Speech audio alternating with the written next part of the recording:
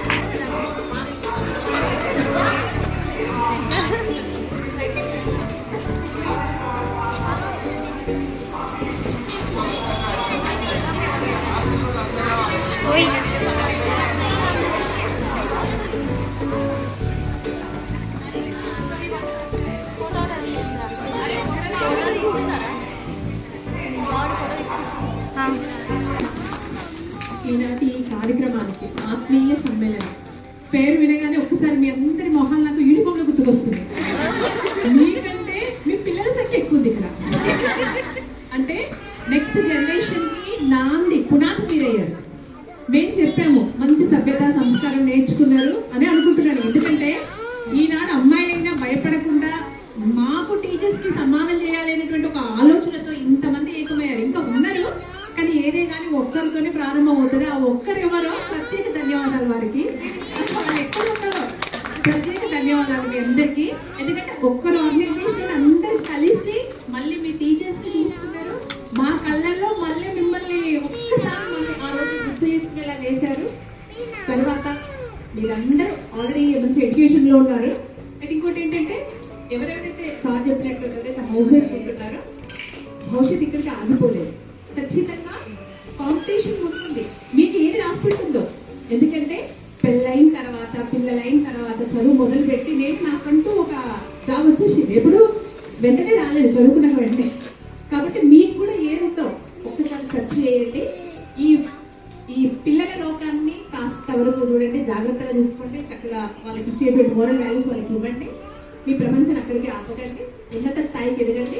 మళ్ళీ ఆత్మీయ సమ్మేళనంలో మీరు ఇక్కడ కూర్చొని మేము సన్మానం చేసే సిచ్యువేషన్ ఉండాలని కోరుకుంటున్నాను. Thank you. ఇక్కడ మీ చూడడం చాలా ఒక నందనవనం లాగా కనిపిస్తుంది. అయితే మీకు అప్పుడు ఒక 15 సంవత్సరాల క్రితం మీ చదువు చెప్పిన మీకు ఇప్పుడు మేము చదువు చెప్తున్నా ఇప్పటి పిల్లలకి చాలా చాలా చాలా వ్యత్యాసం ఉంది. సో ఆ వ్యత్యాసాన్ని పూడ్చాలి అంటే మీ చేతుల్లోనే ఉంది. అంటే పెళ్ళైన వాళ్ళు ఉన్నారు, పెళ్ళి కావాల్సిన వాళ్ళు కూడా ఉన్నారు. ఇప్పుడు కాబోయే తల్లులు కావచ్చు ప్రజెంట్.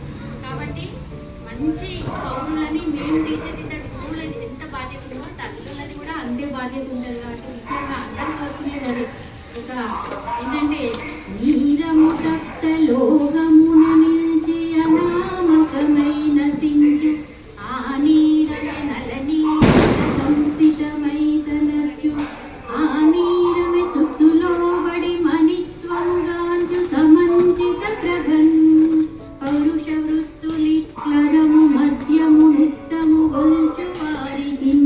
ఏంటి సోషల్ టీచర్ అనుకుంటున్నారా? అక్షాంశాలు రేఖాంశాలు ఇద్దరు మనకి దగ్గర వచ్చినప్పటికీ వీటిలోనే ముగిపోయింది. తర్వాత అంతా నేను తెలుగు టీచర్ని.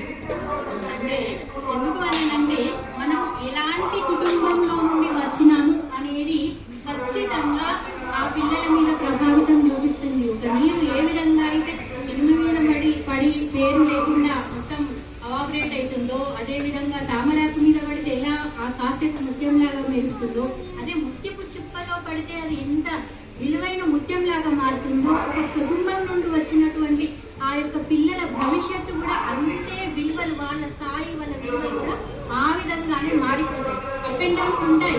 కాకపోతే మనము పిల్లలు తల్లి గర్భం నుండి దాని ఎఫెక్ట్ పిల్లల మీద పడుతుంది. సో కాబట్టి మనము నలుగురికి చెప్పడం చాలా ఈజీ. కానీ ఇప్పుడు గర్భంలో ఉన్నప్పుడు మనము మంచి మంచి పుస్తకాలను చదివితే దాని ఎఫెక్ట్ ఉంటుంది పిల్లల మీద. అదేవిధంగా సార్ చెప్పినట్టు ఒక 5-6 ఇయర్స్ వరకు మన చేతిలో ఉంటారు. మరి అంతవరకైనా కూడా మనము టీవీ చూడద్దని చెప్పి మనమే టీవీ చూస్తే వాళ్ళేం నేర్చుకుంటారు మన నుండి. సో అలా కాకుండా వాళ్ళకు రామాయణం, మహాభారతం, మంచి నీతి కథలు అట్లాంటివి చెప్పండి. మన కనీసం ఎడ్యుకేటెడ్ అయినటువంటి తల్లి అయినా కూడా మనం ఎంత చేసినా, ఏం చేసినా, ఎంత సంపాదించినా, ఉద్యోగం చేసినా పిల్లల కోసమే కదా. Last end of the day మనం ఏం కోరుకుంటాం? మన పిల్లలు ఈ సొసైటీకి ఒక రోల్ మోడల్గా నిలవాలి అని కోరుకుంటాం. సో కాబట్టి అలాంటి పిల్లలని అందించాలని కోరుకుంటూ ఈ అవకాశాన్ని ఇచ్చినటువంటి మీ అందరినీ కలుసుకునేటటువంటి ఈ సంతోషాన్ని నేను ఇంకా 12 సంవత్సరాల వరకు గుర్తుంచుకుంటాను.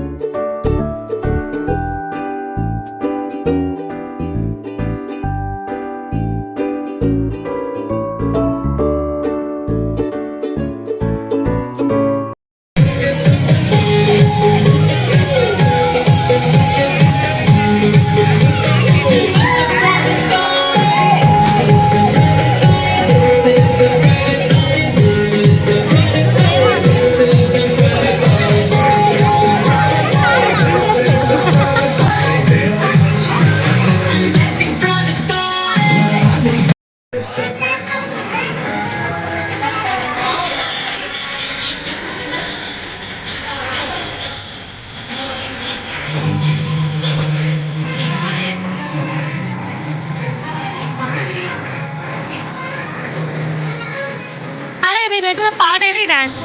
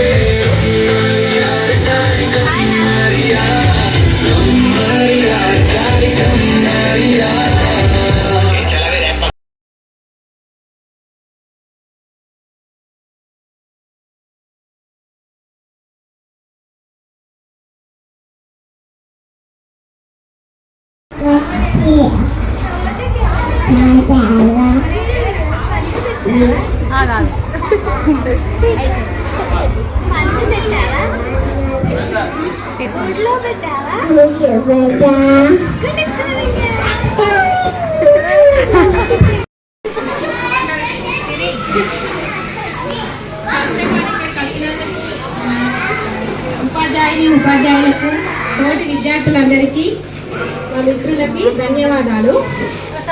First of all thanks Jiyaz Reddy సార్కి చెప్పాలి, ఎందుకంటే మాకు ఇక్కడ స్పేస్ ఇచ్చి మాకు మేము అనుకున్నట్టుగా ఇక్కడ జరిపించినందుకు థ్యాంక్స్.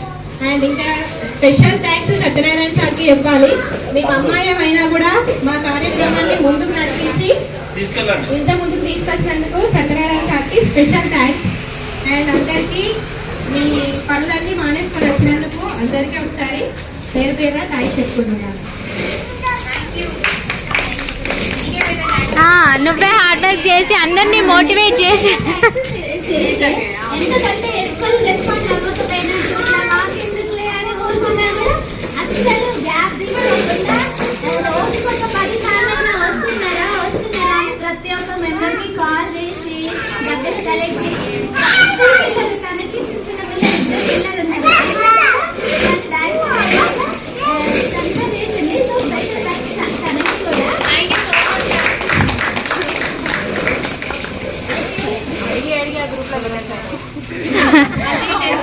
మళ్ళీ 10 years 5 years తర్వాత మళ్ళీ పెట్టుకుందాం, ఇంతకంటే గ్రాండ్ గా చేసుకుందాం సరేనా? ఎందుకంటే మనకు అందరికి కొంతమందికి రాలేకపోయారు. సో నెక్స్ట్ కూడా మళ్ళీ చేసుకుందాము. ఏ బ్యాచ్ కూడా అరే మనం ఎట్లయినా ఎడమ ఏడ్చేటోళ్ళన్నది కాదు, మనం ఎట్లయినా ఎడమ ఏడ్చేటోళ్ళన్నది అని అంటాను.